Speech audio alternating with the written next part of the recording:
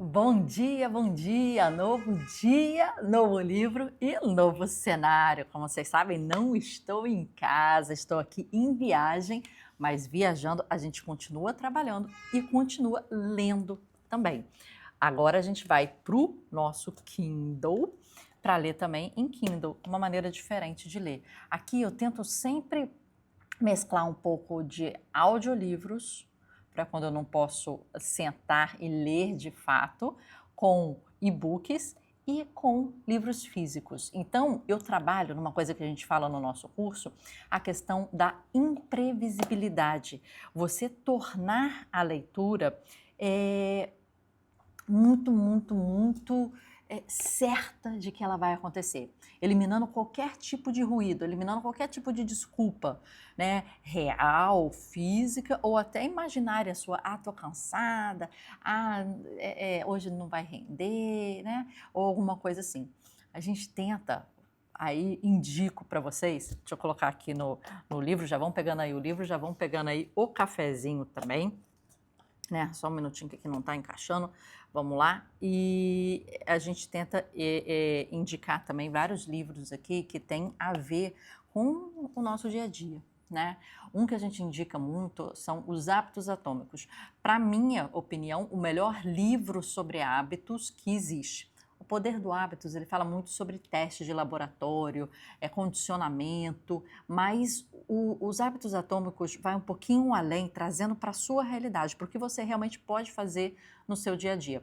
Tem resumo aqui no canal, tem vídeo de resumo aqui na nossa playlist, é uma das mais vistas e a gente sempre indica os hábitos atômicos. E esse é um ponto deles, né? Trabalhar na imprevisibilidade. Quer dizer, você acorda, você já coloca a roupa de esporte, né? Ali, ou já até dorme com alguma coisa da roupa de esporte específica, né? Ou uma meia, uma coisa assim e tal, para você já ir direto. Então, você trabalha contra, né? Mas a favor de você, né? Deixa eu só ver aqui. Desculpa, gente, hoje eu não estou preparada. A gente está em 57% do livro, a gente está entrando nas regras temporárias, página 159 de 294, 57%. Para quem tiver aí no Kindle, é essa informação. Então, regras temporárias para quem está no livro aí também. Vamos lá, sem mais delongas, esse dia tá lindo, maravilhoso. Tô aqui em Miami, nos Estados Unidos, né, visitando a minha irmã, e cada dia a gente lê um pouquinho e continua aqui o trabalho com vocês. Antes dessa série, vocês sabem que a gente teve um outro livro que a gente leu, A Arte do Impossível, do Steven Kotler, foi fantástico. Então, se você ainda não viu, depois leia esse livro comigo lá, tá? Vamos lá, vamos continuar. Boa parte dos processos artísticos envolve ignorar as regras, abrir mão das regras, minar as regras e extirpar as regras que não sabíamos que estávamos seguindo. Há um lugar também para impor regras, para usar as regras como ferramentas de modo a definir um dado projeto. Quando não há restrições de material, tempo e orçamento, você tem opções ilimitadas. Quando aceita as limitações, as opções se reduzem. Impostas pelo projeto ou pela necessidade, as limitações são vistas como oportunidade. Isso é sempre, né? Quanto mais regras auto-implementadas e auto-pensadas, para o artista é melhor. O mundo de liberdades para o processo criativo é ruim. Então, o artista, o escritor e etc., ele tem que se dividir entre duas personas, vamos dizer assim, né? O seu chefe e o executor. No capítulo anterior, né, ele fala o finalizador, né, e o experimentador. Mas no mindset, ele tem que ter aquele que vai cobrar as regras, vai cobrar os prazos, vai cobrar as entregas, as performances, que seria o finalizador, né? E aquele que vai experimentar.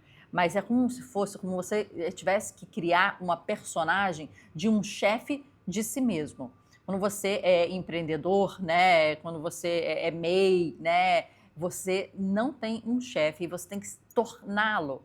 E aqui na minha estrutura de OPB, One Person Business, um empreendimento de uma pessoa só, uma empresa de uma pessoa só, né, em que eu edito, eu escrevo, eu que falo aqui na câmera para vocês, eu que vejo todos os equipamentos, né, microfone, etc, tripé, luz e tudo.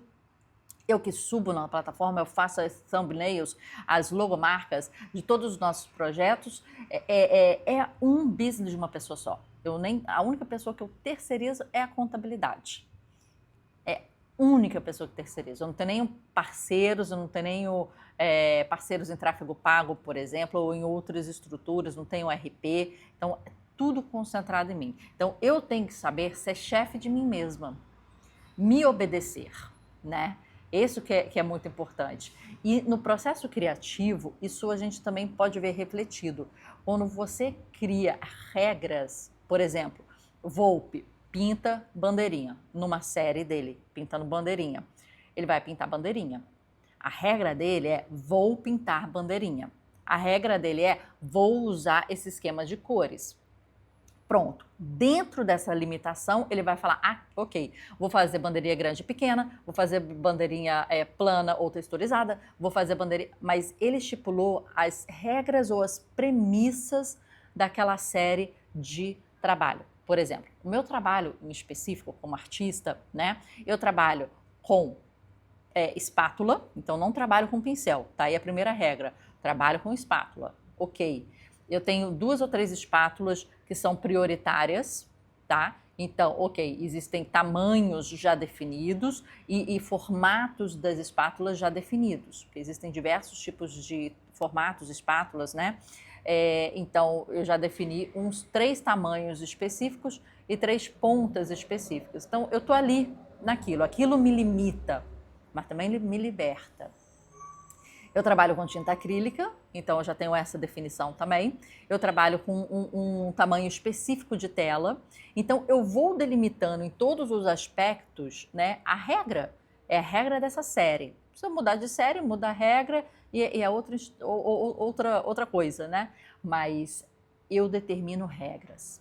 Nessa série vai ser espátula, nessa série vão ser só essas 3 espátulas, nessa série vão ser tinta acrílica, vai ser tinta acrílica carregada, vai ser o spray que eu vou dar de verniz, ele vai ser fosco, semifosco ou de brilho, tudo é especificado, tudo tem uma regra. E quanto mais regras você coloca para o seu trabalho, mais você consegue atingir um grau maior de liberdade de expressão.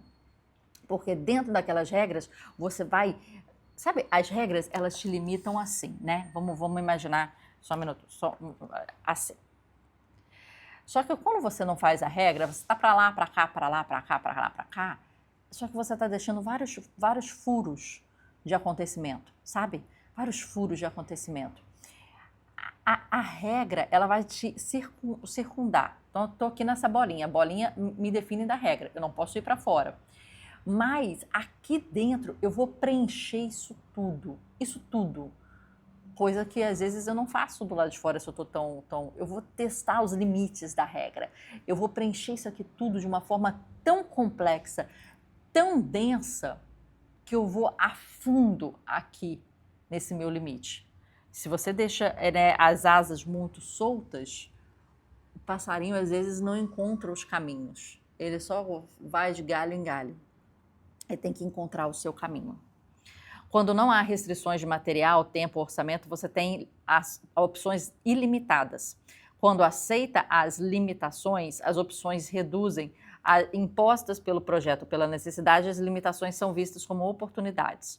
Encare isso como a criação de uma paleta para cada projeto. Dentro dessas restrições, os aspectos da solução do problema se tornam mais específicos e com soluções mais óbvias, talvez não estejam disponíveis. Essa eliminação seletiva ajuda a dar à nova obra seu caráter e a destaca dos esforços anteriores, com potencial de resultados inovadores. Novos problemas levam a soluções originais. Georges Perec escreveu um livro inteiro sem usar a palavra mais, comum do alfabeto francês, E.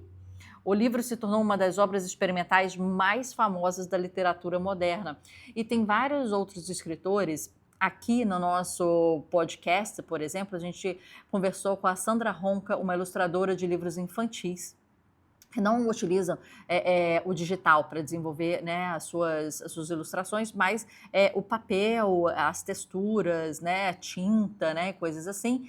E ela lançou um livro que era sem o O, né, do O, né, o sumiço do O. Eu acho que esse é o nome. É Sandra Ronca, vale a pena pesquisar. E ela fala disso também, da limitação como uma liberdade aí de criação do livro dela. O pintor Yves Klein decidiu limitar sua paleta de cor. Isso levou a descobrir um tom de azul que ninguém havia visto antes. Muitos consideraram que a tonalidade em si, mais tarde chamada de azul Klein Internacional, se tornou uma obra de arte. O Yves Klein, ele teve somente mais ou menos de 7 a 8 anos de trabalho ativo, né, como artista antes do seu falecimento. Ele chegou a registrar essa cor específica como azul Klein Internacional, com azul muito típico, né, e muito característico, comparado a um azul ultramar um pouquinho mais aberto, intenso, mas as suas obras de artes, elas eram monocromáticas, elas só tinham esse azul. E até hoje, mesmo depois, né, do seu falecimento, esse azul continua sendo um ícone de identificação. Você pode vê-lo numa roupa, você pode vê-lo numa passarela, pode vê-lo numa vitrine, independente de onde você vir essa tonalidade específica do azul. E lembrando aí que o azul é um dos tons que tem uma das cores que tem mais tonalidades e variações. São 221 variações de azul. É a cor que mais varia. Então, o Yves Klein trouxe no Klein Internacional uma identificação de marca. Então, se eu olho esse azul, eu não preciso estar associado a alguma obra de arte dele. Ele dominou uma tonalidade de cor. E, independente de onde eu veja, eu vou lembrar dele.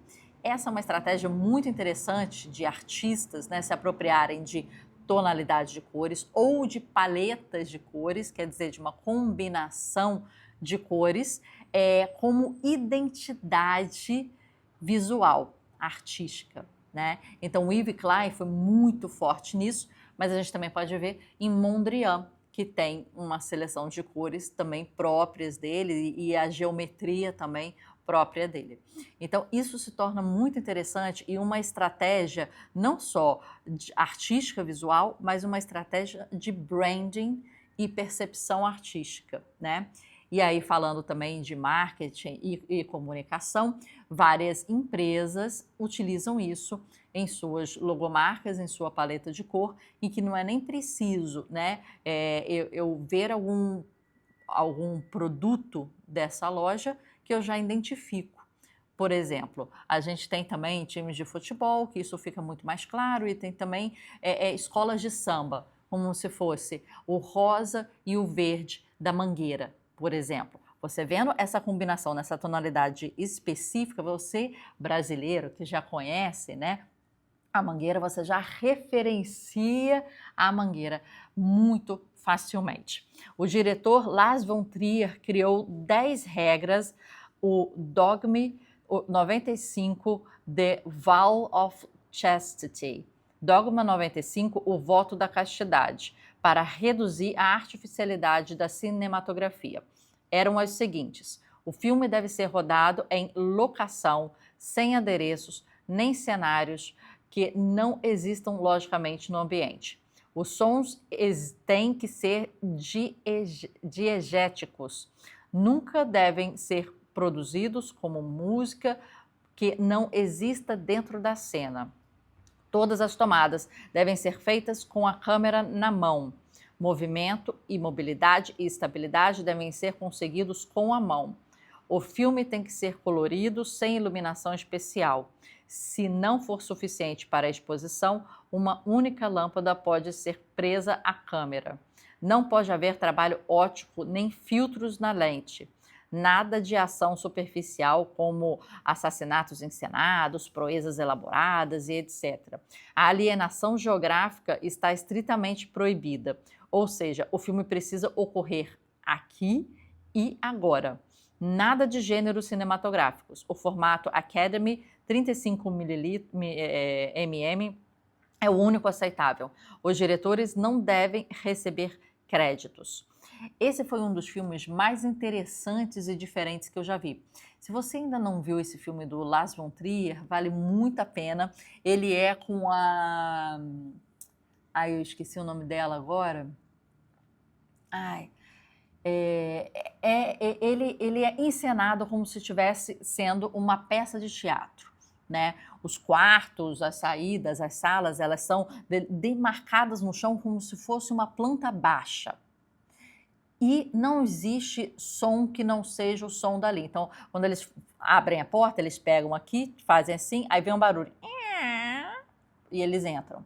Então, só há uma sonoplastia dos objetos que estão sendo encenados ali, sem os objetos em si, né? Então, só há uma demarcação no chão e você tem um estranhamento muito grande ao começar a ver o filme. Ele se chama Dogville. Dogville. Em português, eu acho que ficou esse nome, Dogville, em português. E ficou muito interessante. É um filme longo, acho que são 3 horas ou 3 horas e pouco. É um filme um pouco mais antigo, né? Tentando lembrar o nome da atriz principal, é a ex do Tom Cruise. Então, se vocês souberem, é a ex do Tom Cruise, ela que faz. Veja esse filme, e esse filme segue essas regras. E essas regras dão uma outra dimensão ao filme. A história é simples, é básica, né? É uma mulher que estava viajando, se perde, tem algum problema, sei lá, no carro, alguma coisa assim, e chega a um vilarejo. Só que ela começa a mudar as coisas no vilarejo, ela começa a tentar entender ali a lógica do vilarejo, conhecer as pessoas ali, e dali começa a história, que eu não vou te contar. 3 anos depois do anúncio do manifesto, o primeiro filme oficial do Dogma 95 foi lançado por Thomas Wittenberg, intitulado A Festa de Família, Festen.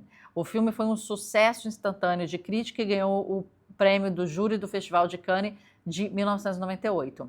Inspirado em Von Trier, o tecladista Manny Mark fez um conjunto de regras semelhantes aplicáveis à música para gravar um dos seus discos mais conceituados.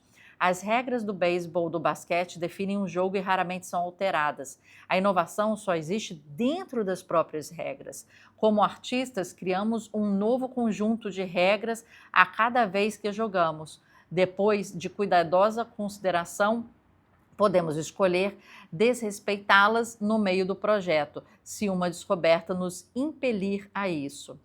Embora seja fácil fazer essas mudanças, há pouca utilidade nas regras se não forem levadas a sério.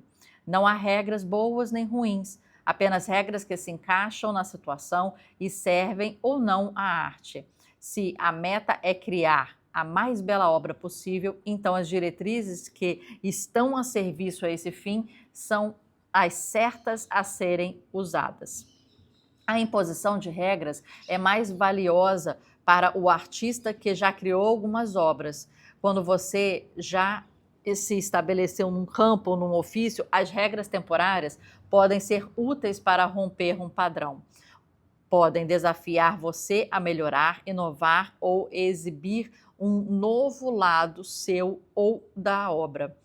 Alguns virtuosos escolhem usar instrumentos ou meios menos conhecidos, porque o desafio nos revela como os artistas que realmente são, sem a distração da habilidade técnica.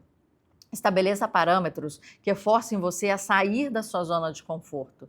Se sempre escreve no computador, experimente um bloco de papel. Então, utilizar outra forma. Por isso a gente começou até aqui falando, estamos lendo um livro físico, estamos ouvindo o audiobook e estamos vendo aqui pelo Kindle. Então, assim, modifique a forma, né? Se é destro, pinte com a mão esquerda. Se baseia suas melodias nos instrumentos, escreva uma capela. Se filma com um instrumento profissional, pense em fazer um filme inteiro usando apenas uma câmera do celular. Se sempre se prepara com pesquisas para representar um papel, experimente um improviso às cegas. Qualquer que seja a sua escolha, decida-se por um arcabouço que rompa seu ritmo normal e veja aonde isso leva. Só a natureza das limitações que estabelecer. Só a natureza das limitações que estabelecer. A obra será diferente daquilo que você já fez. Tem pouca importância se será melhor.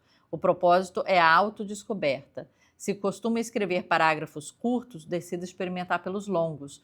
Talvez não goste tanto na nova forma, mas aprenderá no processo algo que vai melhorar os parágrafos curtos.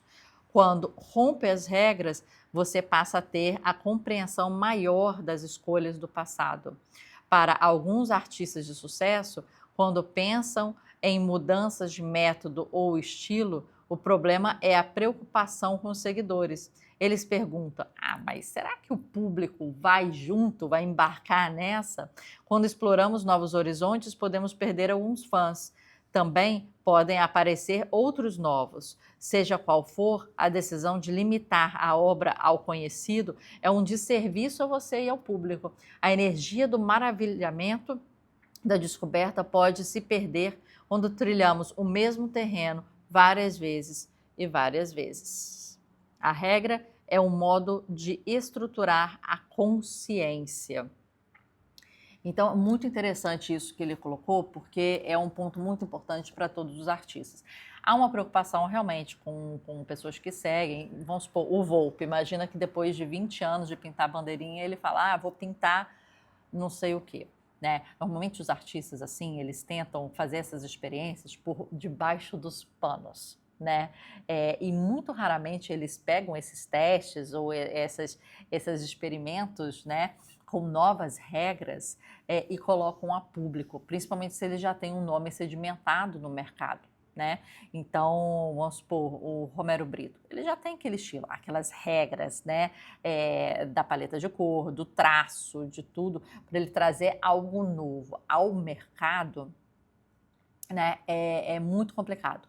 Mas entenda, o processo criativo, aqui ele falou isso muito bem, você experimenta algo novo para que você veja com outro ângulo e com outros olhos e para que você traga o aprendizado para o seu padrão, de repente. Né? Se você já é uma pessoa estabilizada e conhecida, com um perfil e uma personalidade visual artística já definida.